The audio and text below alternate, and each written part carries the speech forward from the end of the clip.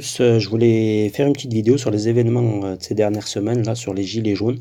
Alors, j'ai regardé quelques vidéos qui expliquent bien un peu la situation avec raison et pas avec les émotions, parce que la majorité des vidéos, ils s'emballent et ils partent dans des émotions, et puis allez, on va à la guerre, la révolution. Là, en fait, ce qui commence à arriver, c'est un peu craignos pour tout le monde.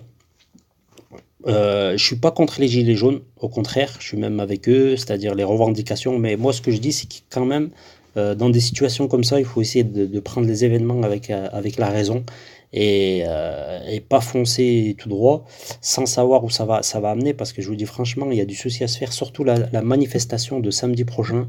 Moi, je vous dis, c'est un peu craignos. C'est comme tout le monde, je pense, comme la majorité des Français, je me fais du souci. Parce que je vais vous expliquer, d'habitude, moi, dans des événements comme ça, ben, je suis comme tout le monde, je vais sur Internet, je me prends les infos, je me fais mon opinion. Mais cette fois-ci, je vais vous faire part de mon expérience. Quand les événements, ils ont commencé, j'ai adhéré tout de suite. Début novembre, hop, je me suis retrouvé sur leur page Facebook, et puis, bah, en avant Guingamp, on est là, on est pour faire la manifestation. La manifestation de samedi, j'étais content parce que je me suis dit, ouais, ils vont se faire dégager, mais finalement, les soi-disant casseurs, après, je sais pas vraiment c'est qui, je vais pas rentrer dans les détails, ça va être très long. J'étais pour justement qu'il y ait des mecs assez, la première ligne, qu'elle soit assez corsée pour maintenir les manifestants en place et pour pas qu'ils, justement. Mais le problème, c'est on a vu des images inédites et puis même la manifestation, elle est inédite. Quand tu entends des policiers, des CRS qui te disent, on n'a jamais vu ça, même dans les banlieues, une manifestation, c'est-à-dire ils essayent de maintenir, ils ont essayé de maintenir l'ordre de 9 heures parce que c'est parti de 9 heures du matin jusqu'à minuit. Franchement, c'est quand même assez, c'est choquant. D'une part, bah, tout le monde a vu les images, c'est choquant, mais en même temps, c'est inédit. Alors moi, je vous explique vite fait mon expérience. Je vais essayer de pas être trop long pour pas saouler, parce que en plus c'est mon première vidéo.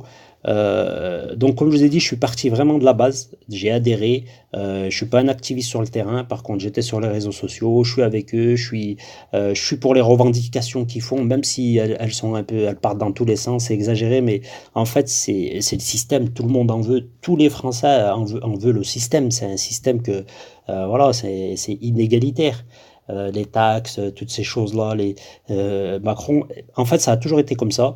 Des mecs qui se payent des costumes à je sais pas combien, Sarkozy avec des millions, avec Claude Guéant. Bon, je ne veux pas vous retracer toute la situation de la vie politique, la gauche et la droite. Donc, Macron, il a été voté, on a voté par défaut. Les gens, ils ont voté. Et le peu de gens, parce que c'est pas tout le monde qui a voté Macron, il faut bien que vous vous mettez ça dans la tête. Si la majorité des Français, c'est 80% des Français, ils sont gilets jaunes, c'est parce que c'est 80% qu'ils n'ont pas voté pour Macron. Il reste les 20%, et encore, je suis gentil, qu'ils ont voté pour Macron. Il a à peine 20%. C'est pour ça que tout le monde demande la démission de Macron. Et c'est légitime parce les gens, ils ont jamais, la majorité des gens n'a pas voté pour Macron.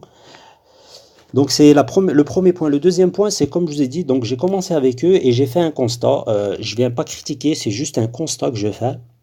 Je vais partir déjà sur le constat sur le peuple. Donc cette manifestation, j'ai remarqué que, en fait, il y a très peu de gens issus de l'immigration dans ces manifestations. Et même dans les blocages, on le voit dans les vidéos.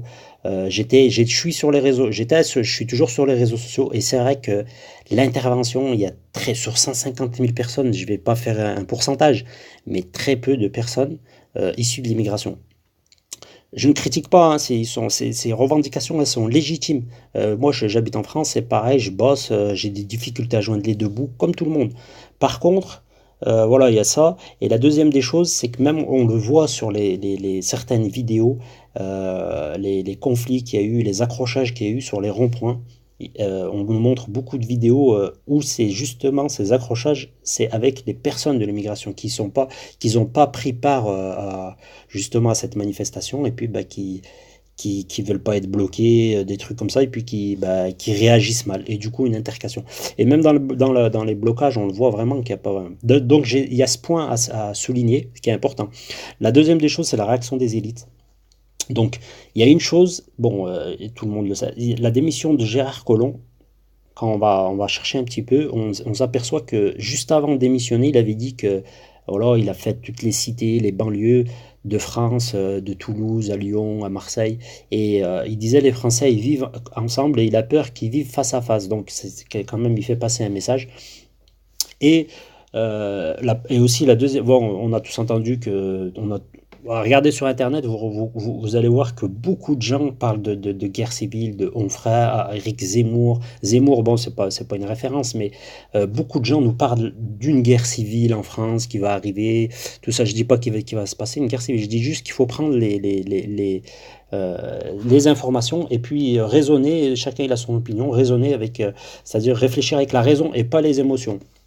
Moi, j'étais à la base émotionnel, c'est-à-dire je suis rentré dans ce mouvement avec les émotions, et puis avec du recul, je me suis aperçu que ben, mon raisonnement, je suis arrivé en bout de raisonnement, et puis en allant sur YouTube, j'ai trouvé que ben, les personnes, certains YouTubeurs qui ont l'habitude, ils avaient déjà fait le lien de toutes ces informations. Donc, comment ça se fait que le gouvernement, on sait très bien à qui appartiennent les médias ils appartiennent au gouvernement, et puis les gens qui sont derrière, les gens qui dirigent réellement le pays. Comment ça se fait que le gouvernement, si ces manifestations avaient eu lieu quelque temps auparavant, ou même autrefois, dans la manière de gérer des manifestations comme ça, les médias, ils auront pas couvert 24 heures sur 24 le conflit. Les médias, ils en auront parlé un petit peu et puis hop, ils l'auront mis de côté. Mais là, on voit que les médias, ils couvrent 24 heures sur 24 le conflit et ils prennent part, c'est-à-dire ils prennent camp avec les gilets jaunes. Donc on voit quelque part quand même qu'il y a des questions à se poser. Et la deuxième des choses, c'est aussi la provocation du gouvernement.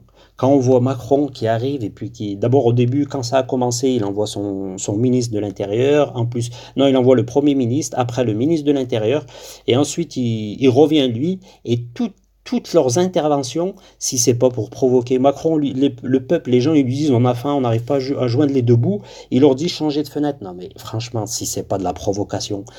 Normalement, en temps normal, les gouvernements d'avant, qu'est-ce qu'ils auront fait? Ils auront pris une mesure symbolique. Parce que la taxe, elle rapporte pas grand-chose, elle rapporte pas des millions par rapport à d'autres mesures, il aurait supprimé cette taxe. Mais moi, ce que je comprends pas, c'est il fait de la provocation. Mais de la provocation forte, chaque fois qu'ils interviennent, c'est pour faire de la provocation. Donc il y a une question à se poser, est-ce qu'ils veulent pas justement la confrontation? Est-ce qu'ils veulent pas, c'est pas eux qui sont en train qui sont derrière ça, qui sont aux manœuvres. Donc moi je me pose la question. Et la dernière des choses, c'est la géopolitique qui se passe dans le monde. On sait que vous regarderez un petit peu, les Rothschild, ils ont vendu toutes leurs actions financières, des actions quand même qu'ils ont mis 250 ans à amasser, hein. C'est pas rien, hein. Eh ben, la majeure partie, ils l'ont vendue et pour la vendre, eh ben, ça va pas prendre d'une journée. Normalement, ça devrait prendre, d'après ce que j'ai lu sur un article, une bonne année, si c'est pas plusieurs. Mais là, ils vont essayer de le faire en quelques mois. Et Macron, il vous dit, bon, donc ça c'est les informations extérieures. Il y a aussi la Russie là qui est en train de chauffer avec l'Ukraine, mais méchant. Donc vous jetterez un petit coup d'œil. Et la troisième chose, c'est l'Angleterre qui est sortie de l'Europe, qui est en phase finale de sortie. Et comme par hasard, le lendemain de la grosse manifestation, quoi, de la révolution qu'il y a eu sur les Champs-Élysées, eh ben, le lendemain, Macron, il est où? À Bruxelles, est en train de signer l'accord avec les Anglais, que les Anglais, ben, ils vont sortir de l'Europe. Ils sont en train de finir, c'est pas fini, mais ils sont en train de signer la fin, quoi. Ils ont appelé ça le divorce. Alors, toutes ces choses-là, ça remet quand même, on doit se remettre en question. Une personne raisonnable, quand même, il se dit, mais il se passe des choses en France. Donc, il faut pas y aller tête foncée. Moi, j'ai peur qu'ils montent ben, justement, enfin, les sociétés, comment dire, les gens, ils montent les gens entre eux, les blancs contre les noirs, les musulmans contre les chrétiens, et pendant ce temps-là, eh ben, ils se frottent les mains. Alors j'appelle à tout le monde, voilà, moi c'est ma petite analyse, je me fais un peu de soucis, et je voulais juste voilà, analyser les événements, je ne critique personne, mais voilà, je me pose des questions, parce que quand même on a ceux qui dirigent le pays, c'est des gens, c'est pas des gens bêtes, c'est pas des gens qui sont justement, ils abrutissent la société depuis des années avec leurs émissions à deux balles. Ils tiennent tout ce qui est audiovisuel, c'est eux qui le tiennent.